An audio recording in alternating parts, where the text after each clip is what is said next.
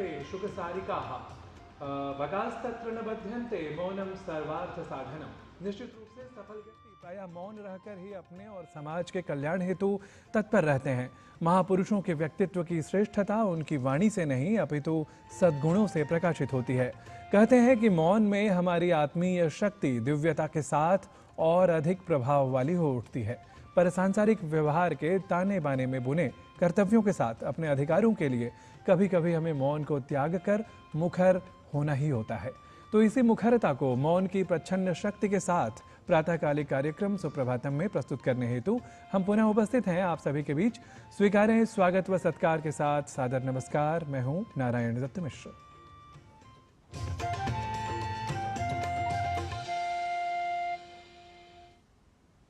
करोति कालः सकलम संहरेत काल एव हि कालः स्थापयते विश्वम कालाधीनमिदं जगत। इसका अर्थ है कि काल अर्थात समय की सीमा में ही सब कुछ होता है और इसी समय में ही सब कुछ नष्ट या संहृत भी हो जाता है।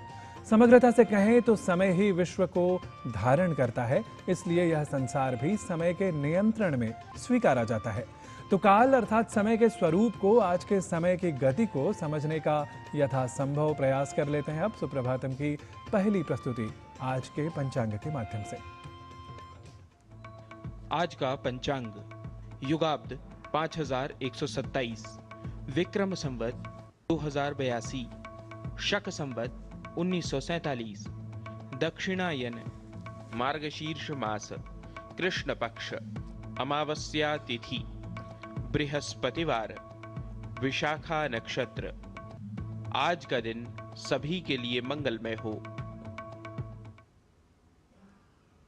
हम सभी यह समझते ही हैं कि मन के विचार ही हमारे जीवन को दिशा प्रदान किया करते हैं।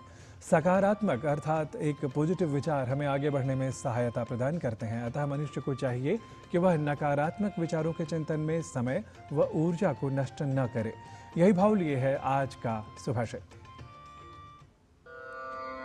सुदुर्बलं नावजानाति कञ्चित् युक्तो रिपुं सेवते बुद्धिपूर्वं न विग्रहं रोचयते बलस्थैः काले च यो विक्रमते स धीरः।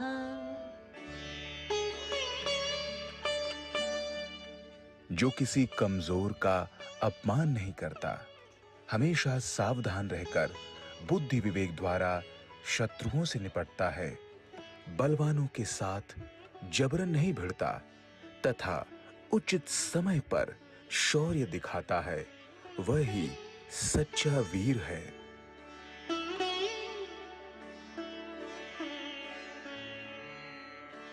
He who does not insult the weak always remains cautious and deals with his enemies with wisdom and discretion, does not forcefully fight with the strong and shows bravery at the right time, is a true hero.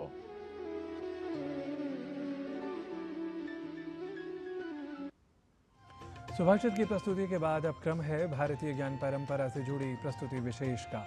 धार्मिक निष्ठा, जाति और पंथ सहित जीवन के सभी क्षेत्रों में समानता के विचार को बढ़ावा देने वाले श्री रामानुजाचार्य जी का भारतीय ज्ञान परंपरा में योगदान निश्चय महत्वपूर्ण है। वेदांत दर्शन के विशिष्टाद्वैत वर्ग के प्रतिपादक श्री रामानुजाचार्य भारत की एकता और अखंडता की एक प्रदीप्त प्रेरणा है। तो आइए देखते हैं उन पर आधारित भारतीय ज्ञान परंपरा से जुड़ी हमारी सहयोगिनी निधि तिवारी की यह विशेष प्रस्तुति।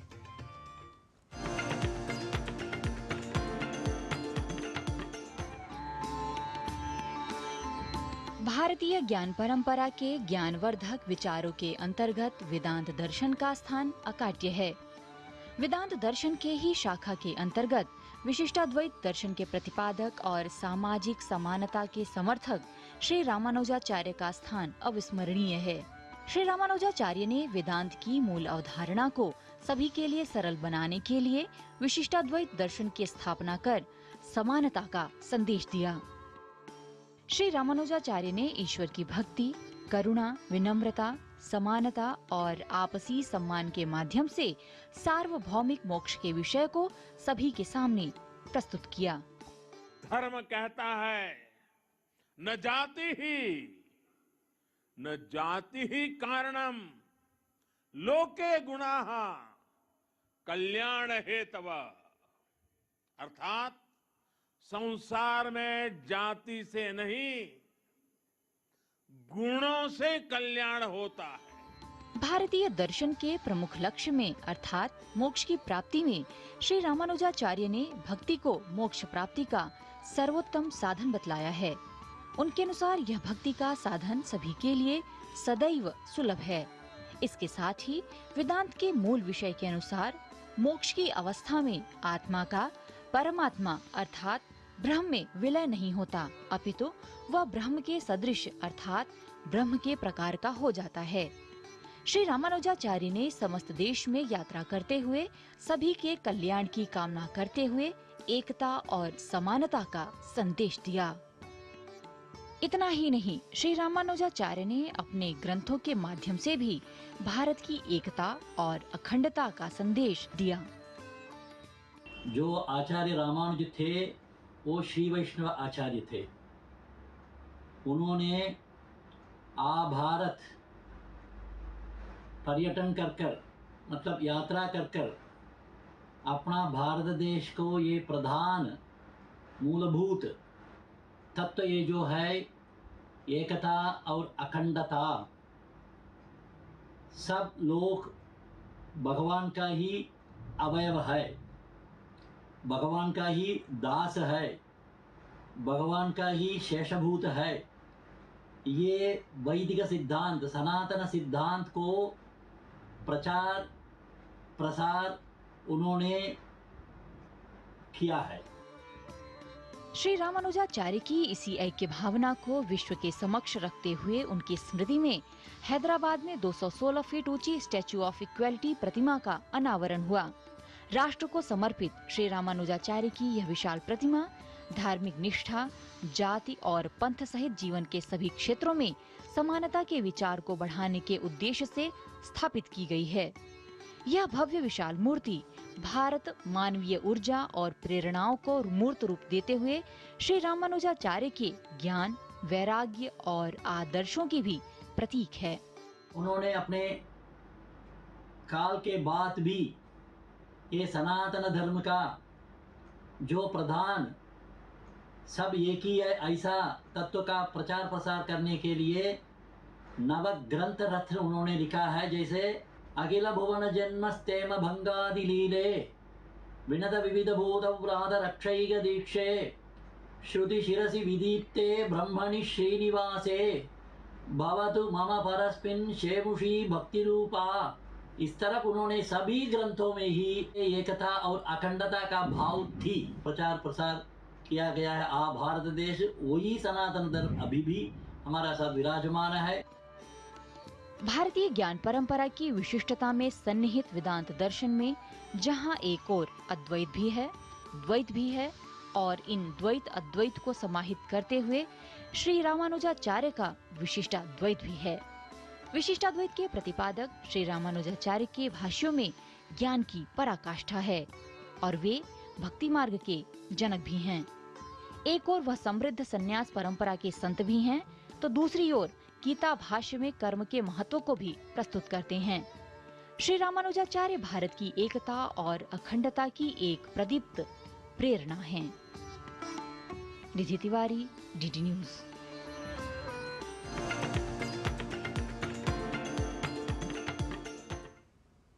इस प्रस्तुति के बाद अब समय है कार्यक्रम में स्वास्थ्य मंत्र का। बच्चा स्वस्थ हो और इसके लिए सही पालन पोषण एवं देखभाल महत्वपूर्ण है। इस समय राष्ट्रीय नवजात शिशु देखभाल सप्ताह भी मनाया जा रहा है। आइए समझते हैं कि शिशु को सुरक्षित रखने के लिए क्या सावधानी बरती जानी चाहिए और उनकी सही देखभाल कैसे की जानी चाहिए।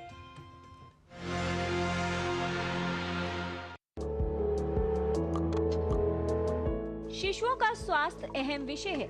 शिशु स्वस्थ रहे इसके लिए आवश्यक है उनकी सही देखभाल होना। नवजात शिशुओं के जीवन के पहले कुछ समय को महत्वपूर्ण देखभाल की आवश्यकता होती है। इसी विषय में जागरूकता बढ़ाने के उद्देश्य से हर वर्ष 15 से 21 नवंबर तक मनाया जाता है राष्ट्रीय नवजात शिशु देखभाल सप्ताह। इस सप्ताह के माध्यम से नवजात शिशुओं के लिए सही देखभाल, माता पिता को शिक्षित करना और मजबूत स्वास्थ्य सेवा प्रणाली के महत्व पर बल दिया जाता है। न्यूबॉर्न वीक है, हम लोग 15 नवंबर से 21 नवंबर हर साल सेलिब्रेट करते हैं, जिसमें 17 नवंबर में हम प्रीमेच्योर डे भी सेलिब्रेट करते हैं। इस वीक के दौरान हम न्यूबॉर्न के वेरियस इश्यूज़ के बारे में अवेयरनेस क्रिएट करते हैं और देखा गया है कि जितना माता पिता अवेयर होंगे न्यूबॉर्न हेल्थ के बारे में, वो ट्रांसलेट करेगा ए बेटर न्यूबॉर्न हेल्थ में। हम सब फोकस करते हैं कि न्यूबॉर्न की मोर्टेलिटी को कम करें। तो शिशु जब पैदा होता है तो 4 चीज़ें महत्व होती है शिशु के लिए। एक है कि उसकी सांस ठीक से चलते रहे, दिल की धड़कन ठीक से चलते रहे, शिशु का न्यूट्रिशन ठीक हो, और न्यूट्रिशन में जो मेन चीज़ होती है वो माँ का दूध होता है, और चौथी चीज़ है कि शिशु को गर्माहट रहे। तो ये 4 स्तंभों पे शिशु की हेल्थ चलती है। बच्चा स्वस्थ हो, इसकी शुरुआत गर्भावस्था से ही हो जानी चाहिए। गर्भावस्था के दौरान की गई देखभाल, खान पान और ऐसे कई अन्य कारक हैं जिससे ये निर्धारित होता है कि शिशु का स्वास्थ्य कैसा होगा। डेंजर साइंस को याद रखें। अब ये डेंजर साइंस क्या क्या होते हैं? अगर शिशु ढीला पड़ रहा है, या शिशु ठीक से दूध नहीं पी रहा है, या शिशु के होंठ नीले पड़ रहे हैं, या शिशु में पीलिया हो रहा है जो घुटनों के नीचे तक आ रहा है, शिशु पेशाब कम कर रहा है, या शिशु को कोई भी तरीके का दौरा या झटका आ रहा है, या कहीं से भी शिशु को ब्लीडिंग हो रही है, तो इन चीज़ों को ध्यान रखें और तुरंत शिशु को एक फैसिलिटी में लेके जाएं जहाँ पे डॉक्टर उसकी जांच करके इलाज कर पाएँ।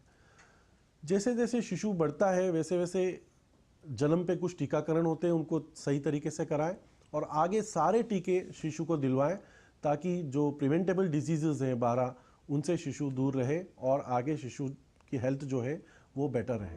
गर्भावस्था के दौरान मां के आहार पर विशेष ध्यान देना चाहिए, समय समय पर जांच करवानी चाहिए और स्त्री रोग विशेषज्ञ से परामर्श लेना चाहिए। आवश्यक है कि प्रसव अस्पताल में हो या किसी प्रशिक्षित स्वास्थ्य कर्मी द्वारा किया जाए, जिससे मां और शिशु के स्वास्थ्य को सुरक्षित रखा जा सके। जन्म के तुरंत बाद शिशु को स्तनपान कराना चाहिए और स्तनपान जीवन के लिए आधार बनता है। पहले 6 महीनों में केवल स्तनपान ही शिशु के लिए पर्याप्त पोषण प्रदान करता है। हमें ये ध्यान रखना है कि शिशु किसी भी समय पे ये नहीं हो कि माँ का दूध नहीं मिल रहा है। माँ का दूध सही तरीके से शिशु को मिलना चाहिए। 6 महीने तक खाली माँ का दूध देने की आवश्यकता है। दूसरा, शिशु को कभी भी गर्म रखें। विशेष रूप से जो शिशु थोड़े से लो बर्थ वेट है उनको स्किन टू स्किन कांटेक्ट रखें। एक परत कपड़े की अपने से ज़्यादा पहनाएं और गर्माहट रखें। तीसरा है शिशु को इन्फेक्शन से प्रिवेंट करें। जैसे शिशु को ज़्यादा लोग हैं या जिन लोगों को खांसी जुकाम है उनसे शिशु को दूर रखें। नवजात शिशुओं की रोग प्रतिरोधक क्षमता कमजोर होती है। ऐसे में उन्हें संक्रमण और अन्य बीमारियां होने की संभावना होती है। आवश्यक है कि शुरुआती वर्षों में शिशु के स्वास्थ्य की सही और पूर्ण देखभाल की जाए। उनके स्वास्थ्य को लेकर सतर्क रहें और पोषण पर विशेष ध्यान दें। बच्चे में किसी असामान्य लक्षण को नजरअंदाज न करें। ऐसा होने पर तुरंत एक विशेषज्ञ को दिखाएं। समय समय पर शिशु की जांच और पूर्ण टीकाकरण करवाना चाहिए। शिशु के स्वास्थ्य को बेहतर बनाने के लिए देखभाल सही हो और साथ ही ये समझना भी आवश्यक है कि कौन सी सावधानियां और उपाय करके शिशु के स्वास्थ्य को सुरक्षित और बेहतर बनाया जा सकता है। किरण भारद्वाज, डीडी न्यूज।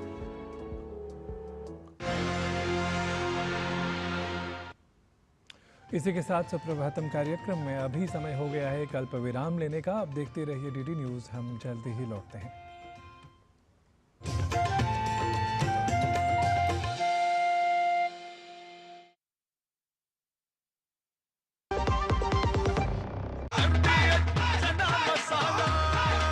अब छोलिया हो या लोबिया, सफेद चने या काले चने, सब कुछ मजेदार बने। सुनो, एक अच्छी इंश्योरेंस पॉलिसी एआई से पूछते हैं।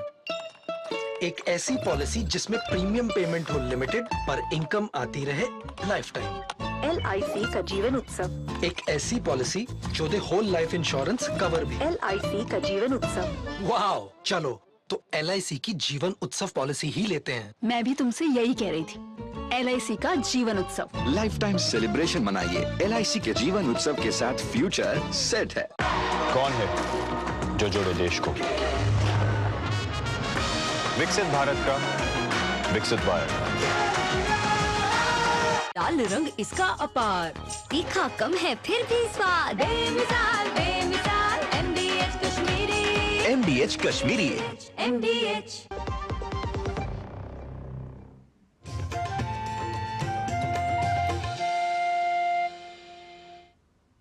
सुप्रभातम कार्यक्रम में आप सभी का पुनरपि स्वागत है। और सुप्रभातम में अब आगे बढ़ते हैं और जान लेते हैं योग से जुड़ी प्रस्तुति के बारे में। योग द्वारा संपूर्ण स्वास्थ्य प्राप्त किया जा सकता है। इसके लिए आवश्यकता होती है नियमित रूप से यौगिक क्रियाओं को अपनाने की। योग के प्रारंभिक अभ्यासों को जान लेने के क्रम में देख लेते हैं क्या है विशेष आज हम एक 2 मिनट का बिगिनर योगा आसना फ्लो का अभ्यास करेंगे। हम नेक रोटेशन से स्टार्ट करेंगे। Right to left and left to right and relax. अब हम एक फुल बॉडी स्ट्रेच करेंगे तालासना से। श्वास भरते हुए दोनों हाथ ऊपर और श्वास छोड़ते हुए नीचे। अब हम बैठ के आसनास करेंगे। हम सुखासन में बैठ जाएंगे, दोनों हाथ साइड में, श्वास भरते हुए दोनों हाथ ऊपर, पर्वतासना, और श्वास छोड़ते हुए नीचे। हम हमारे राइट हाथ को लेफ्ट नी के ऊपर पकड़ेंगे, एक ट्विस्ट देंगे, again other side and relax. अब हम भुजंगासन करेंगे। हम हमारे मैट पे लेट जाएंगे।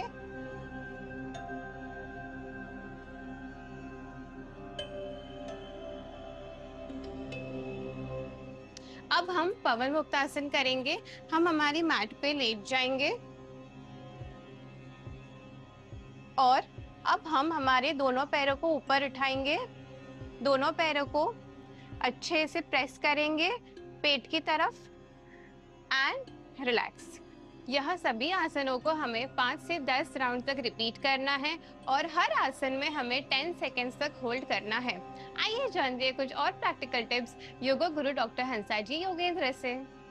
नमस्कार। दिन की शुरुआत अगर सही हो तो पूरा दिन सही जाता है। हमारे हर कर्म सही होते हैं। उठते से ही गुनगुना पानी पीना, रात को सोते वक्त गुनगुना पानी पीना, उठते से ही लंबे थोड़े सांस ले लेना, ईश्वर को याद करना बहुत ज़रूरी है। एक एक सेल शरीर का रिलैक्स करने के लिए ज़रूरी है कि हम थोड़ा ऐसा कुछ करें जिससे पूरा रिलैक्सेशन आए, शरीर में वाइब्रेशन बढ़े। और वो हो सकता है जब आप ओम का उच्चारण करेंगे तब। तो दिन भर में कभी कभी जब भी मौका मिले थोड़ा ओम का उच्चारण ज़रूर कीजिए। आसन नियमित रूप से करना ज़रूरी है। धूप में बैठना उतना ही ज़रूरी है। और जितना हो सके कोशिश ये रहे कि हम आनंदित एटमॉस्फेयर रखें। ऐसी सब एक्टिविटी करें कि जिससे आनंद आता हो, जिससे मन शुद्ध रहे, मन में अच्छे विचार आए तो अच्छे कर्म होंगे। कोशिश जारी रहे। नमस्कार। स्वास्थ्य और योग से जुड़ी प्रस्तुति के बाद अब क्रम है आयुर्वेद से जुड़ी प्रस्तुति का। आयुर्वेदिक औषधियों में परिगणित शतावरी का प्रयोग सभी आयु वर्ग के लोगों के लिए लाभकारी है। तो आइए आयुर्विज्ञान के अपने प्रभाग में हम जान लेते हैं शतावरी के लाभों के बारे में हमारे आयुर्विज्ञान विशेषज्ञ से। शतावरी आयुर्वेद की एक ऐसी अद्भुत चमत्कारिक औषधि जिसका प्रयोग सामान्य रूप से स्त्रियों के आरोग्य के लिए लोग किया करते हैं। पर आप जानते हैं केवल स्त्रियों के आरोग्य में ही नहीं बल्कि इसका प्रयोग बहुत अद्भुत काफी समस्याओं में देखने को मिलता है। जब मैंने इसका शोध किया तो भाव प्रकाश पुस्तक में आचार्य कहते हैं मेधा अग्नि पुष्टिदा, ये आपकी जो ब्रेन की जो कैपेसिटी है टेंशन को लेने की उसको बढ़ा देती है और भूख को भी अच्छा कर देती है। गुल्म अतिसार जित और पेट में जिनको ब्लॉटिंग होती है, बार बार लूज मोशन होता है, मतलब irritable bowel syndrome, stress tension की वजह से जब पेट खराब हो जाए जब लूज मोशंस हो जाए, जब भूख लगना बंद हो जाए, तब क्या लेना चाहिए? शतावरी बंधुओं। इतना ही नहीं, बहुत लोग समझते हैं कि शतावरी जो है वो केवल स्त्रियों के लिए, जैसा मैंने कहा, नहीं, पुरुषों में इरेक्टाइल डिस्फंक्शन को ठीक करती है और स्त्रियों में स्तन्य जो लैक्टेशन है, जो स्त्रियों में जब बच्चे के जन्म के बाद में ब्रेस्ट फीडिंग के लिए जब मिल्क का फॉर्मेशन कम हो जाता है, उसको तो ये अद्भुत तरह से बढ़ा देती है। तो ये स्त्रियों में भी अद्भुत है और पुरुषों के लिए भी ये सीमेन की क्वालिटी बहुत बढ़ाती है और इरेक्टाइल डिस्फंक्शन में भी इसका अद्भुत योगदान है। और अब क्रम है संस्कृत पाठशाला का। संस्कृत पाठशाला में अधिगम के क्रम में आज सर्वनाम पदों के पुल्लिंग रूपों की षष्ठी विभक्ति का वाक्यों के द्वारा अभ्यास कर लेते हैं। अभ्यासार्थ आइए प्रवेश करते हैं संस्कृत पाठशाला की आज की कक्षा में, जहां उपस्थित हैं हमारे सहयोगी गवीश द्विवेदी।